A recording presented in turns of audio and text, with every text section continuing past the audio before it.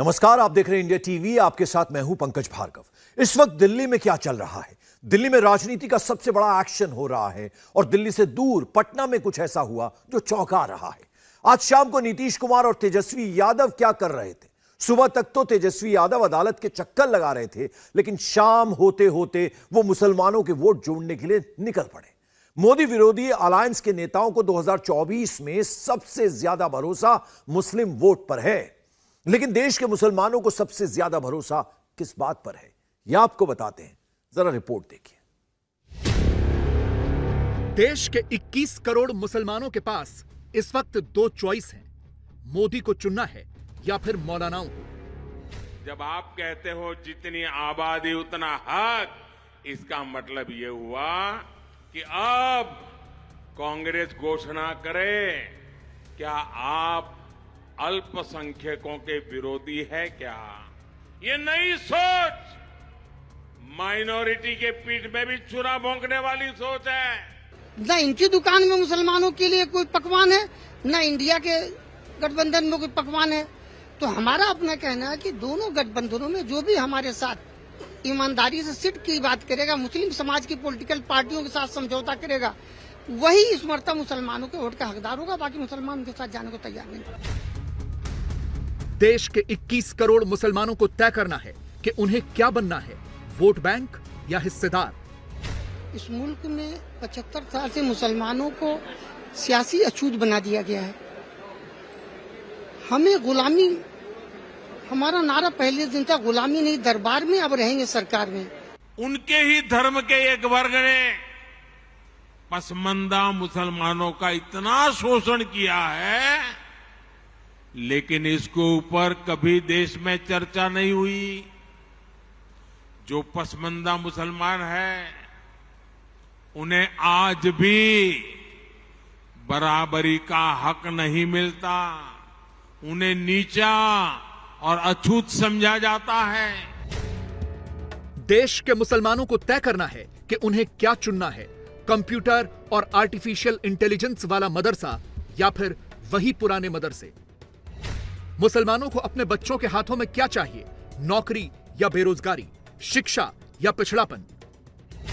मुसलमानों को तय करना है उन्हें फिर से छला जाना है या फिर मोदी का साथ निभाना है, और इसके लिए उनके पास बहुत कम वक्त है। विंडो बहुत छोटी रह गई है। 2024 के चुनाव बस आने ही वाले हैं, इसीलिए मुसलमानों की मजलिसें शुरू हो गई हैं। इस देश में मुस्लिम पॉलिटिक्स का एक ट्रेडिशन रहा है। सदियों से यही होता आया है कि करोड़ों की आबादी वाले मुसलमानों का सियासी फैसला चंद लोग ले लेते हैं। ये खुद को मुसलमानों का खैरख्वाह समझते हैं और उनके वोट का सौदा कर देते हैं। इसीलिए जमात इस्लामी हिंद भी एक्टिव है और उलेमा काउंसिल ने भी मीटिंग्स के दौर शुरू कर दिए हैं। जमात इस्लामी हिंद की आज दिल्ली में बैठक हुई, जबकि उलेमा काउंसिल की बैठक लखनऊ में हुई। मुद्दा एक जैसा ही था, मुसलमानों के हित की बात। सवाल यह है कि 2024 में मुसलमान किसे वोट देंगे? उन पार्टियों को जिन्होंने पिछले 75 सालों से सिर्फ उनके वोट के नाम पर राजनीति की है, या फिर उन्हें जो सबका साथ सबका विकास की थ्योरी के साथ चल रहे हैं? मुसलमान न तो इंडिया के साथ जा रहा है, न इंडिया के साथ। मुसलमान अब हिस्सेदारी की बात करता है, ताबेदारी को तैयार नहीं है। वो गुलामी करने को तैयार नहीं। 75 साल में सबने हमें छिला और छला है। हमारे अधिकारों की प्राप्ति में किसी ने हमारा साथ नहीं दिया है। बातें की हैं लेकिन कोई काम नहीं किया है। इसलिए हम लोग बहुत साफ तौर पे एनडीए हो या इंडिया हो, जो भी हमारी संख्या उसके अनुपात में जो हमारी हिस्सेदारी देगा, चाहे वो लोकसभा हो, चाहे वो आने वाली विधानसभाओं के 4-5 जगह पर हो, मुसलमान उन्हीं लोगों के साथ जाएगा। हम सिर्फ हिस्सेदारी की बात करते हैं और न कोई मुसलमानों का दोस्त है न कोई दुश्मन है। मुसलमानों के ये नेता भले ही कुछ भी कहें, लेकिन हकीकत यह है कि मोदी ने मुसलमानों के हालात सुधारने के लिए बहुत से काम किए हैं। 2009 से 14 तक यूपीए के शासनकाल में 2 करोड़ 33 लाख मुस्लिम छात्रों को सरकारी छात्रवृत्ति मिली थी, जबकि 2014 से 2019 तक 2 करोड़ 37 लाख मुस्लिम छात्रों को सरकारी छात्रवृत्ति मिली है। इसके अलावा मोदी सरकार ने 3 तलाक खत्म करके मुस्लिम महिलाओं को बराबरी का हक दिलवाया। प्रधानमंत्री मोदी ने मुसलमानों के लिए सऊदी अरब से आग्रह करके हज का कोटा बढ़वाया। हज पर लगने वाले जीएसटी को 18 से घटाकर 5% किया। 6 लाख से ज्यादा वक्फ संपत्तियों के कागजातों का डिजिटलीकरण किया। इसीलिए तो मोदी अब मुसलमानों से खुलकर पूछ रहे हैं कि वो क्या करेंगे। कांग्रेस और उसके गठबंधन के बयानों में फंसेंगे या फिर अपना मन बदलेंगे। क्या अब अल्पसंख्यकों का हक कांग्रेस कम करना चाहती है क्या? और आबादी के ही हिसाब से ही अब तय होने वाला है, तो पहला हक किसका होगा भाई? किसका होगा? आबादी किसकी ज्यादा है? किसका हक होगा? जरा कांग्रेस वाले स्पष्टता करें। क्या आबादी के हिसाब से हक मिलेगा क्या? तो क्या अल्पसंख्यकों को कांग्रेस हटाना चाहती है क्या? ऐसा नहीं है कि मुसलमानों को यह नहीं पता है कि पिछले 75 साल में उनके साथ क्या क्या होता आया है, कैसे उनका इस्तेमाल सिर्फ वोट बैंक के लिए हुआ है। ये पटना की आज की ही तस्वीरें हैं। राजनीति में मुसलमानों के साथ ईद मिलन या दूसरे कार्यक्रमों में ऐसे वीडियो आम होते हैं जहां नेता टोपी पहनता है, दरगाह में चादर चढ़ाता है, साथ में नमाज भी पढ़ता है, लेकिन असल में इन नेताओं ने आज तक मुसलमानों को सिर्फ टोपी ही पहनाई है। मुसलमानों का असल भविष्य उन्हें वोट बैंक समझकर नहीं बल्कि उनके लिए काम करने से होगा, जैसा कि उत्तर प्रदेश में हो रहा है। ये लखनऊ की तस्वीरें हैं जहां पूरे मदरसों में आर्टिफिशियल इंटेलिजेंस की पढ़ाई करवाने की तैयारी हो रही है और इसके लिए मदरसों के टीचरों को ट्रेनिंग दी जा रही है। इससे यूपी के 16,000 मदरसों को फायदा होगा। ये बहुत अच्छी चीज़ है। आज बच्चे हमारे मोबाइल के लिए इतने जो शौकीन होते हैं कि खाने पीने की उनको ज़रूरत नहीं होती है। तो जदीद नस्ल जो है, नई जनरेशन है, वो टेक्नोलॉजी की तरफ बहुत ज़्यादा बढ़ रही है। बच्चा पैदा होते ही मोबाइल की तरफ भागता है और इतने फंक्शन वो जान लेता है जितना हम लोग नहीं जानते। तो बच्चे नई तकनीक तरफ भाग रहे हैं और बाद बच्चे इतनी किताबें जो स्कूलों की तरफ से पीठ पे लाद दी जाती हैं, अगर सीढ़ियों पर चढ़ना तो उनके आंध उतरने लगती है। बहरहाल इससे छुटकारा मिलेगा और हमारे बच्चे नई तकनीक की तरफ आसानी के साथ बढ़ते रहेंगे। देखिए, बहुत अच्छा होगा। जिस हिसाब से तैयारियां चल रही हैं और होनी भी चाहिए, दौरे हाजरा को देखते हुए ये सारी चीज़ें बहुत अच्छी हैं। और जो नई तकनीक है, जिस तरीके से बताया गया है, हम लोग भी चाह रहे हैं कि काम करें और इससे अच्छा काम करें। अभी तक कर ही रहे थे, लेकिन ये सारी चीज़ें अगर फराहम हैं तो हम लोगों को काम करने में और अच्छा लगेगा और मेहनत से हम लोग करेंगे। जो करते हैं उससे और बेहतर बनाने की कोशिश करेंगे। ये तो जो पढ़ने पढ़ाने का तरीका है और इसको नई तकनीक से जोड़ा जा रहा है, ये तो बहुत अच्छी चीज़ है। इसलिए कि आज मोबाइल, कंप्यूटर हर इंसान की ज़रूरत है और बहुत सारी चीज़ें हम लोग मोबाइल के ज़रिए से बच्चों को समझाते भी हैं। तो पढ़ाई को अगर मोबाइल और ऐप पर निर्भर किया जा रहा है तो ये अच्छी चीज़ है और इससे टीचरों का भी फायदा होगा और जो है विद्यार्थियों का भी फायदा होगा। तो क्या वो नेता जो मुसलमानों के वोटों की राजनीति करते हैं, वो क्या इन्हें अब उनका असली हक देंगे? क्योंकि मुसलमान तो अब सीधे डिमांड कर रहे हैं कि जिसकी जितनी हिस्सेदारी उसकी उतनी भागीदारी। तो क्या ये पार्टियां अब उनकी भागीदारी बढ़ाएंगी? मुसलमानों को भी धीरे धीरे करके ये समझ में आने लगा है कि उनका भविष्य किधर है, उधर जहां वो पिछले 75 सालों से हैं या फिर उधर जहां देश का बहुमत है।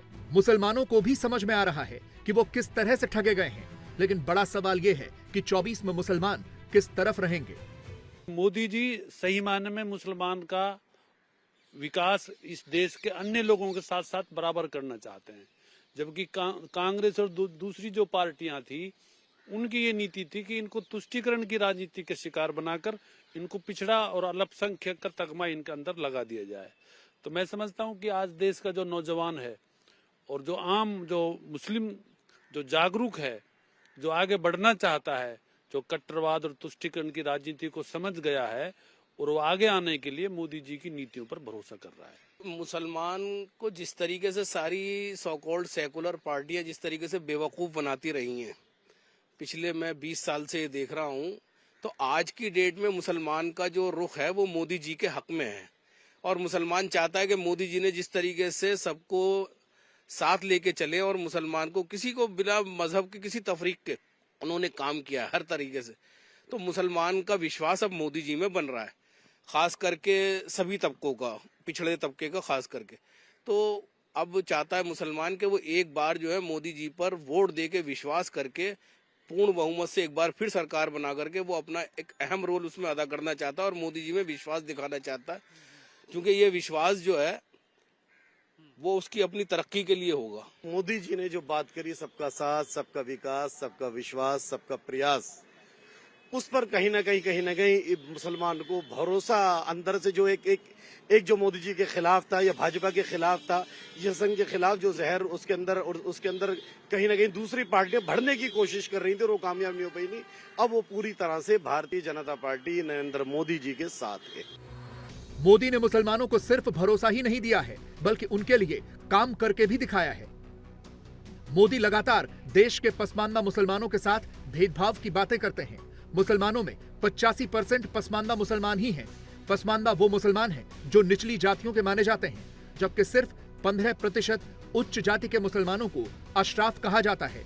प्रधानमंत्री इस 85% के उत्थान की लगातार बात करते रहे हैं, लेकिन प्रधानमंत्री मोदी की इन बातों से मुसलमान कितना प्रभावित होते हैं? कांग्रेस अब कह रही है कि आबादी के हिसाब से संसाधनों का बंटवारा हो, जो पहले कहती थी कि मुसलमानों का पहला हक है। नहीं, कांग्रेस क्या कहती है और मोदी जी क्या कहते हैं? मोदी जी तो प्रशासन में हैं, कांग्रेस तो प्रशासन में है नहीं, तो कांग्रेस की कुछ चल रही ही नहीं। मोदी जी की चलेगी, जो मोदी जी कहेंगे वो होगा। कांग्रेस से हम अधिकार की उम्मीद क्या करें जब कांग्रेस सरकार में नहीं है? कांग्रेस जब सरकार में होती आज के डेट में तो हम सरकार से उम्मीद करते कि भाई हमें हमारा हक दिया जाए। आज मोदी जी सिर्फ इतना बताएं कि वो वर्तमान में प्रधानमंत्री इस देश के हैं और तमाम राज्यों में उनकी सरकारें हैं, वो उन्होंने कितना मुसलमानों को हक दिया, पहले तो ये बतावें। वो जब उन्होंने मुसलमानों को हक दिया ही नहीं, अरे मुसलमानों को हक की बात दूर की बात है, मुसलमानों को शिक्षा अच्छी दो, मुसलमानों की सुरक्षा दो, मुसलमानों के बहन बेटियों को आगे बढ़ाने का प्रयास करो, उनको हर संसाधनों में सुविधा देने का काम करो, मुसलमान को सब कुछ इसी में मिल जाएगा। हमारा तो एक ही कहना है, देखिए बीजेपी की गवर्नमेंट है फिलहाल, ठीक है, वो जो चाहे करे, मुस्लिमों का संख्या का कोई मुद्दा नहीं है। हमें सिर्फ एक रूप से भटकाया जा रहा है, ठीक है, हमें सिर्फ घुमाया जा रहा है और हमें इस देश से निकालने की बात की जाती है। जबकि अल्पसंख्यक यानी मुसलमानों की बात आए तो मुसलमान तो इसी मिट्टी में ही दब कर रह जाता है।